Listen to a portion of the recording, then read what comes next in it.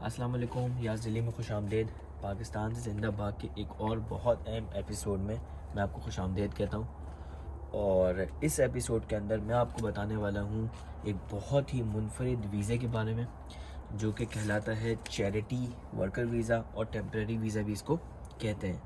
और मुझे उम्मीद है कि इस वीज़े के बारे में आप लोगों को ज़्यादा इन्फॉर्मेशन नहीं होगी, तो मैं आज आपको बताऊंगा कि ये वीज़ा किस तरीके से हासिल कर सकते हैं, और साथ साथ इसके फ़ायदे भी हम आपको बताएंगे। और इस वीज़े को हासिल करके जो है वो आप अपने रूट पे किस तरीके से आ सकते हैं, अपनी परमानेंट रेजिडेंसी और फाइनली अपना पासपोर्ट हासिल कर सकते हैं। तो वीडियो को एंड तक देखें और चैनल को सब्सक्राइब करना ना भूलें। हाँ, तो आज हम डिस्कस करेंगे चैरिटी वर्क वीज़ा यानी कि टेम्प्रेरी वीज़ा के बारे में, जो कि बहुत ही एक मुनफरिद किस्म का वीज़ा है। जैसे कि हम सब जानते हैं कि आजकल के दौर में जबकि वीज़े और डिपेंडेंट्स के ऊपर बहुत ज़्यादा जो है वो रिस्ट्रिक्शंस जो हैं वो लग चुकी हैं, और लोगों के लिए यूके आना जो है वो दिन ब दिन जो है वो मुश्किल से मुश्किल तरीन होता चला जा रहा है। इन सब के अंदर मैं आपके लिए लेकर आया हूँ एक बहुत ही इन्फॉर्मेटिव वीडियो, जो कि इस चैरिटी वीज़ा से रिलेटेड है। पाकिस्तान में भी और बाकी एशियन कंट्रीज़ में भी बहुत लोग चैरिटी का काम करते हैं, लेकिन उनको ज़्यादा कोई फ़ायदे से रिलेटेड कुछ मिलते नहीं हैं। लेकिन चैरिटी वर्क वीज़ा एक ऐसा वीज़ा है जिसके बेस पर आप यूके आ सकते हैं, यहाँ का वीज़ा हासिल कर सकते हैं। तो मैं इसके बारे में आपको जो है वो सारी इन्फॉर्मेशन देने वाला हूँ। बेसिकली ये जो वीज़ा है ये 12 मंथ्स का वीज़ा होता है, जो कि आपको जो है वो मिलता है। और इस वीज़े की सबसे ख़ास बात यह है कि इसके ऊपर जो है वो आप अपने डिपेंडेंट्स यानी कि अपनी फैमिली, वाइफ और अपने बच्चों को यूके बुला सकते हैं। अब ये वीज़ा बेसिकली होता क्या है कि यहाँ पर बहुत सारे चैरिटी हाउसेस हैं जो कि चैरिटी का काम करते हैं। अगर आपके पास प्रीवियसली कुछ सर्टिफिकेट या किस तरह के कुछ रिलेटेड वर्क से रिलेटेड कोई एक्सपीरियंस है, तो यहाँ आप चैरिटी हाउसेस में, चैरिटी होम्स में भी आप अप्लाई कर सकते हैं। और अगर वो आपको जॉब्स दे देते हैं, यानी कि आपको उनका जो है वो सर्टिफिकेट ऑफ स्पॉन्सरशिप चाहिए होगा उस चैरिटी होम से, अगर वो आपको दे देते हैं तो आप जो है वो इस वीज़े के लिए एलिजिबल हो सकते हैं, यानी कि आप इस वीज़े के ऊपर अप्लाई कर सकते हैं। अब ये वीज़ा वो आपको सर्टिफिकेट ऑफ स्पॉन्सरशिप क्यों देंगे, ये एक सवाल पैदा होता है। वो यूँ कि इस वीज़े के अंदर जो है वो आपने फ्री ऑफ कॉस्ट काम करना होता है, यानी कि आपको कोई वेज नहीं मिलती। जो 12 महीने का वीज़ा होता है, इसके अंदर आपने जो है वो उस चैरिटी हाउस के लिए फ्री ऑफ कॉस्ट काम करना होता है, यानी कि विदाउट सैलरी आपने काम करना होता है। अब आप ये सोच रहे होंगे कि अगर विदाउट सैलरी ही काम करना है तो इसमें आपका क्या फ़ायदा होगा। तो मैं आपको बताता हूँ कि सबसे बड़ा फ़ायदा तो भाई ये है कि आपके साथ आपका जो है वो डिपेंडेंट आ सकता है। यानी कि अगर आपकी वाइफ को ये वीज़ा मिल जाता है तो आप जो है वो एज अ डिपेंडेंट जो है वो यूके के अंदर आ सकते हैं। और जब आप एज अ डिपेंडेंट यूके के अंदर आएंगे तो आप अलाउड टू वर्क होंगे, तो आप इस 12 महीने के अंदर कोई भी काम कर सकते हैं। इसके साथ साथ वो जो खुद बंदा है, जो मेन एप्लीकेंट है, वो भी जो है वो एक जॉब कर सकता है, यानी कि अपनी ही उसी फील्ड से रिलेटेड। और ख़ास तौर पे जो सर्टिफिकेट ऑफ स्पॉन्सरशिप है उसके अंदर जो वर्क उसको अलाउ है वो काम वो कर सकता है। हाँ, वो परमानेंट कोई जॉब नहीं कर सकता, ये इस वीज़ा की रिस्ट्रिक्शंस होती हैं। लेकिन इसके साथ साथ सबसे मेजर अपॉर्चुनिटी वो ये है कि इन 12 महीने के अंदर वो अपना वीज़ा स्विच करवा सकता है, क्योंकि किसी भी रेगुलेशंस में और कहीं भी ऐसा नहीं लिखा हुआ कि अगर आप इस वीज़े के ऊपर यूके के अंदर लीगली इंटर हो जाते हैं तो आप जो है वो अपना वीज़ा स्विच नहीं करवा सकते। यानी कि it's a big opportunity for you कि आप जो है वो अपनी फील्ड से रिलेटेड जो है वो कोई जॉब ढूंढ लें और फिर आप अपना वीज़ा उसके ऊपर स्विच करवा लें। अब इस वीज़े की जो कैटेगरी है बेसिकली वो टियर 5 के अंदर आता है, यानी कि आप टियर 5 से टियर 2 के अंदर जो है वो अपने आप को ट्रांसफ़र करवा सकते हैं अगर आपको अपनी फील्ड से रिलेटेड कोई जॉब मिल जाती है। अब जैसा हम सब जानते हैं कि आज के दौर में जबकि यूके में इंटर होना लीगली बहुत मुश्किल होता चला जा रहा है, जबकि डिपेंडेंट्स भी जो है वो पिछले कुछ टाइम में जो है वो बंद हो गए हैं स्टूडेंट्स के लिए भी, और बाकी जो है वीज़ाज़ की जो रिस्ट्रिक्शंस हैं वो भी बढ़ गई हैं।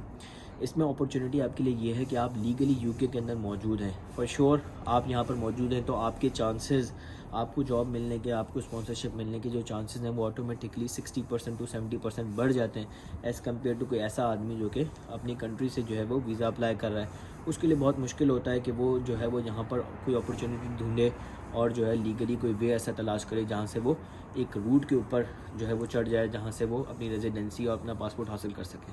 लेकिन इस वीज़े की ख़ास बात यह है कि आप जो है इससे अपना जो है वो अपना रूट चेंज कर सकते हैं, आप लीगली किसी और जॉब पर ट्रांसफ़र हो सकते हैं।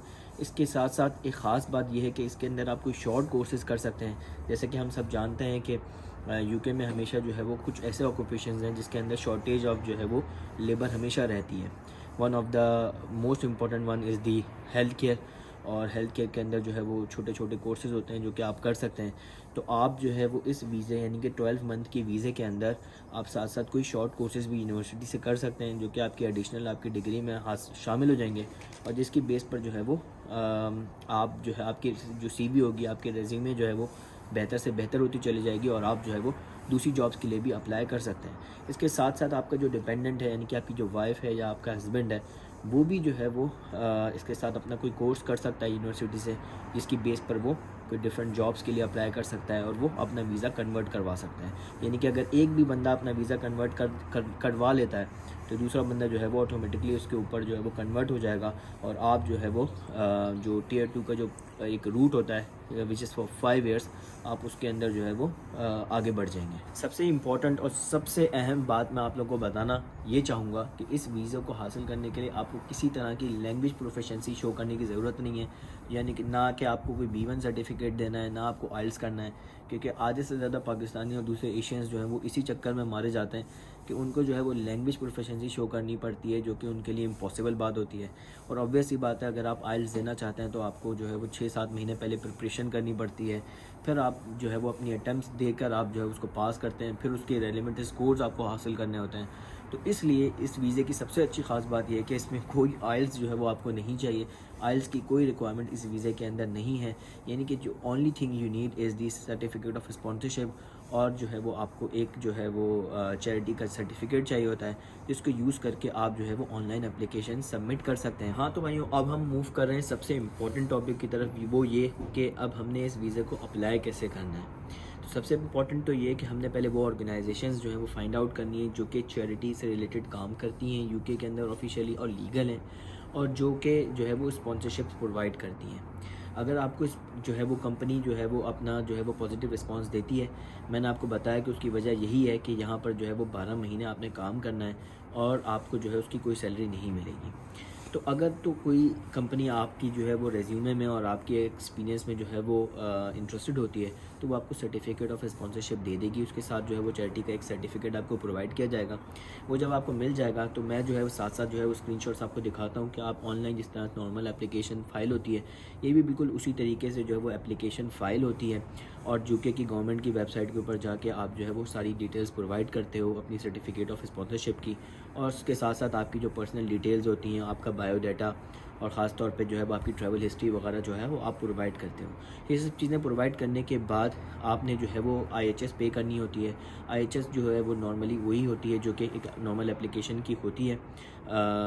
उसी तरीके से जो है वो पर ईयर के हिसाब से आपको जो है वो पे करना होता है, और साथ साथ जो है वो इसकी एप्लीकेशन फ़ी जो है वो 298 पाउंड्स होती है। तो ये एप्लीकेशन फ़ी पे करने के बाद भाई आपकी जो है वो एप्लीकेशन जो है वो चले जाती है थर्ड पार्टी की तरफ, जहाँ पर आपको अपनी बायोमेट्रिक और जो है वो तस्वीर आपकी जो है वो तस्वीर खींचती है, आपको बायोमेट्रिक प्रोवाइड करना होता है, वहाँ आपके डॉक्यूमेंट्स चेक होते हैं। ये same to same normal procedure होता है जो कि हर एप्लीकेशन के अंदर UK में जो है वो प्रोसीड होता है। तो ये सब तमाम चीज़ें जब आपकी हो जाती हैं तो जो एप्लीकेशन का जो डिसीजन टाइम है वो 3 वीक्स है। यानी कि 3 वीक्स में जो है वो आपके पास जवाब आ जाता है कि आपका जो है वो वीज़ा अप्रूव हो गया है या आपका एप्लीकेशन जो है वो रिजेक्ट हो गई है। अगर एप्लीकेशन रिजेक्ट होती है तो उसके अंदर वो आपको पॉइंट्स दे देते हैं कि भाई ये पॉइंट्स हैं। अगर तो आप रिस्पांस में वो प्रोवाइड कर देते हैं उनके पॉइंट्स, तो आपकी एप्लीकेशन प्रोसीड फर्दर हो जाती है। तो ये बिल्कुल सेम एज इट इज़ है जो कि बाकी तमाम एप्लीकेशंस के अंदर जो है वो होता है। अब लोग जो है वो बेसिकली पूछेंगे कि भाई इस वीज़े को हासिल करने के बाद यानी कि 12 महीने के बाद हम क्या करेंगे।